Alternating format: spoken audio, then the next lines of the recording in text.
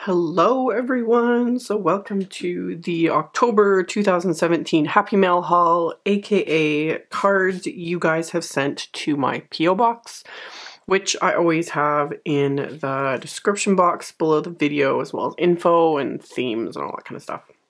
So some cards were delayed.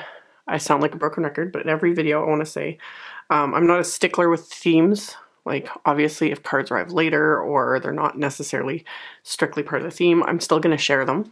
You know, people took the time to make them and send them to me, so I will take the time to share them with you guys. So this one's from Brenda K. And she said in a little note, she used the perfect pearls splatter that she learned from me, which I love. I love the shimmer. That's a really fun background.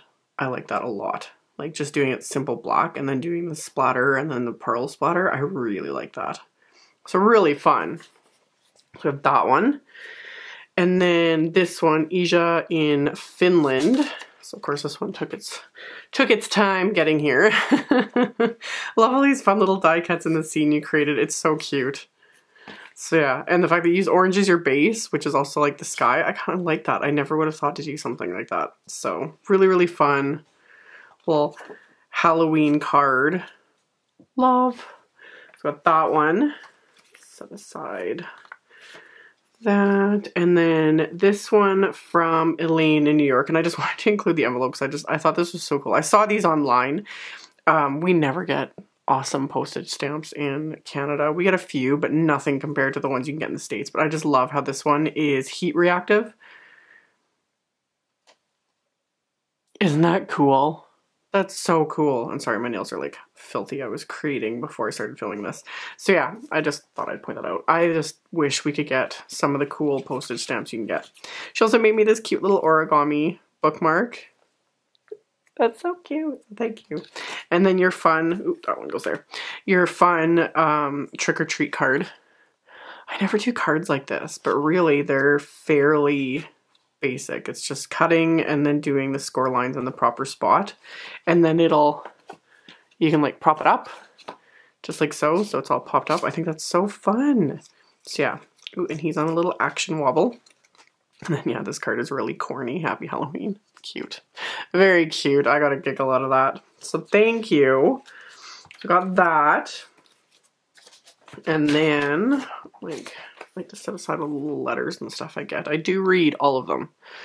Jonna in Denmark. This is so pretty. I love the non-traditional color combo of this. Like the gray with like the ivory sort of color. I think that's so pretty. I should do something like that for one of my Christmas cards this year. I really love that. And it's like a really warm gray too. Very pretty. I love it. So that. And then Natalie in Australia. I got another giggle out of this one. This is so much fun because yes, in Australia, it's your guys' summer right now, which I can't even imagine. We've got a bunch of snow on the ground. It's cold here. But yeah, happy Christmas, mate. And a little serving set. I love this image. I'm not sure where it's from, but I love that the cord connecting him to his surfboard is Christmas lights. I get a kick on that. And it's a circle card. I rarely, again, make shaped cards. A koala, a candy cane, like that's so fun. And a cute little Santa on a kangaroo image embossed onto the envelope. Like how fun. How fun. Love it. Just love it. I couldn't imagine it being in the middle of the summer trying to celebrate Christmas. That's so foreign to me.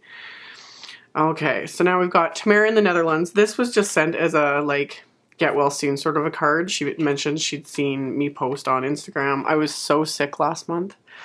October was really rough for me. September was hard and October was really rough. I had bronchitis all month. I still did a ton of videos, but it was rough. So she sent me this really pretty card.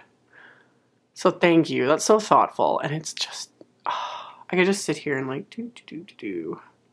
So pretty. So thank you. There's that one. And then this is from Sally in Pennsylvania.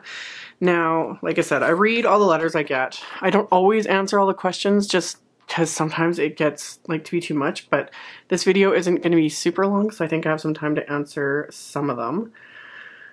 One of the questions, Nouveau Crystal Drops, which I have you know, tons. I use them in tons of videos. I've been getting a lot of questions about these.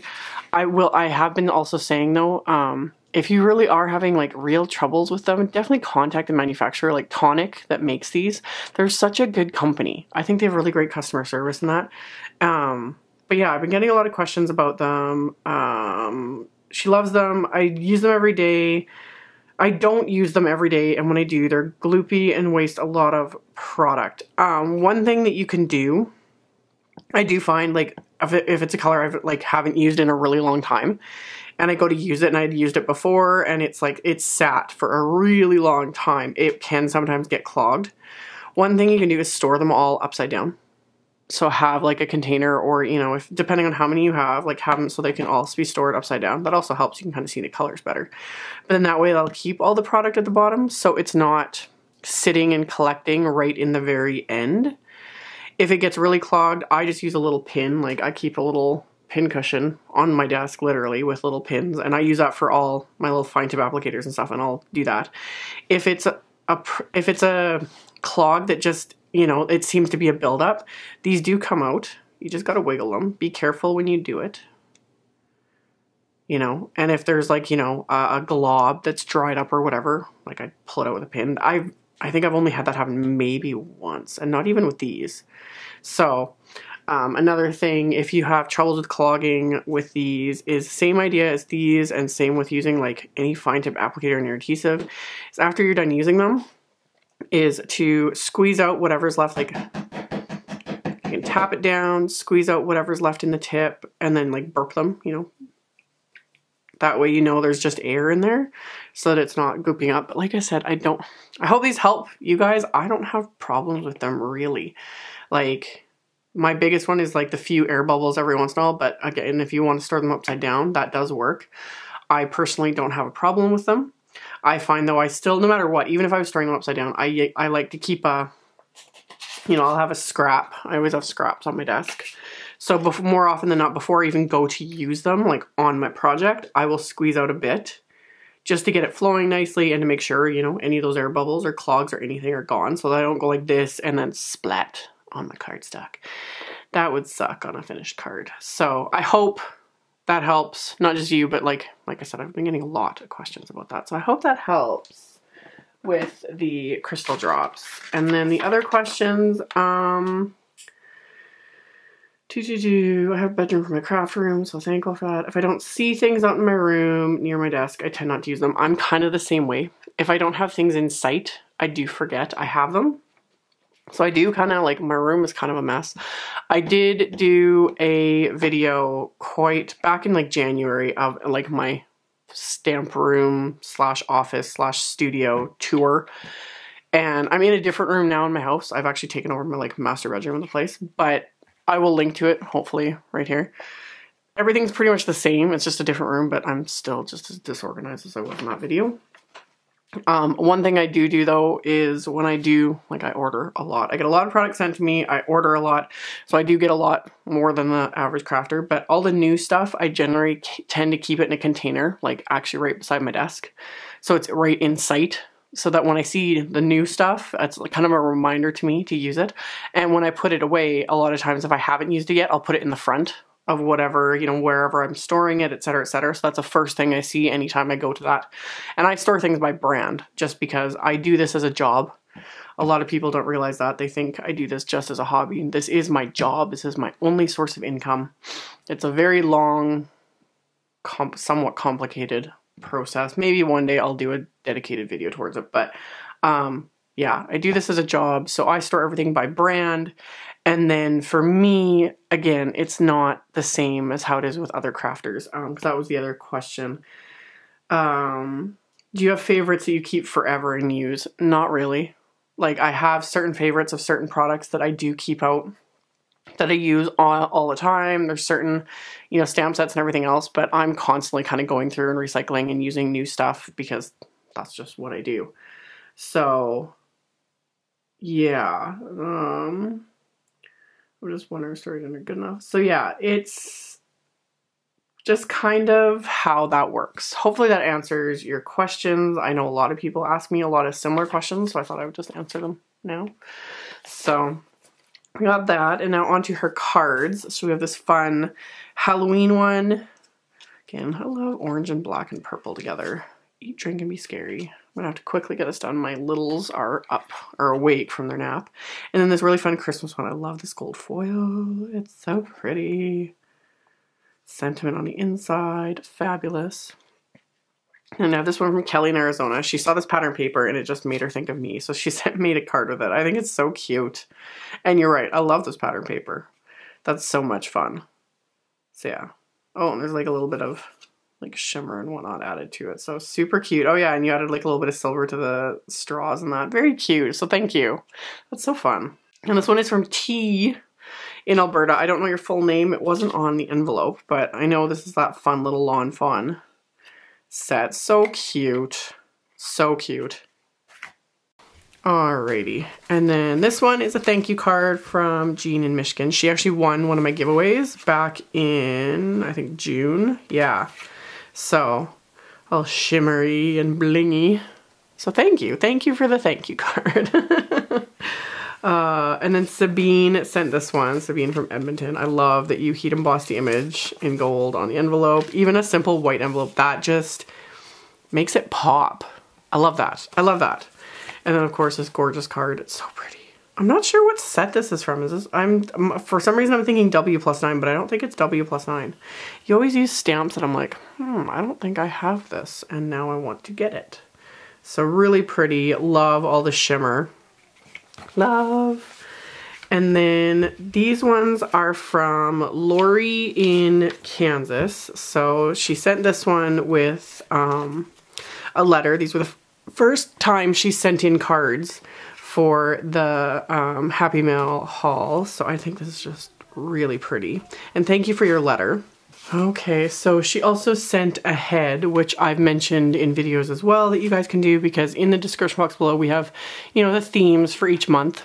And if you want to work ahead and send, for example, like the November theme, December, January, it really helps to mark the cards with whatever, just to state, you know, what they're for, etc., etc., and it just makes it easier for me to kind of keep track.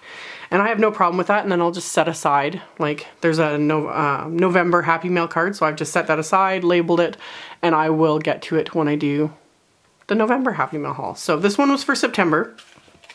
Really pretty. I love how you did like the watercolor and then added the die cut leaves on top. I think that is so much fun. And I love, of course, the gold splatter and the fact that you added that to the envelope. I think that's so pretty. And I gotta really wrap this up because my youngest woke up early from his nap and he is miserable. So we have that. And then you made this really cute. I love this winter shaker card. I love how you added this velvet ribbon to make it look like an ornament. I think that's so cute. So cute. And I literally just did a video using this. So these like MFT dome shaker pouches. I like that you added more of the glitter. I can just sit here and do this all day. This is so much fun. So really fun. Let it snow, let it snow, let it snow. And then the envelope. Thank you. Thank you. And then last but not least, this is what she sent me. This is gorgeous. This is so pretty. Look at this. Paper quilled snowflake. I think that's so pretty. Thank you. Like, I've never done paper quilling. It's not really my thing. I love the look of it though. It's so, so pretty. So thank you. Like, she's even got it like attached so it can be a little ornament. I'm gonna have to like find a spot here in my office where I can put it because I just think that is gorgeous and I want to keep it away from my kids so that they don't wreck it.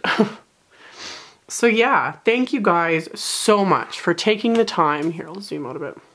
For taking the time out of your day to make a card and mail it in. And yeah, like some of these were for the Happy Mail calls, some of these were just because. You guys are awesome. I really appreciate it. And I love showing off what you guys are making. It's kind of just a way to have our own little, you know, community in this whole little card making world. And I think you guys are fabulous and super creative, and it's fun. I consider myself quite fortunate to be able to share all of this with the rest of you.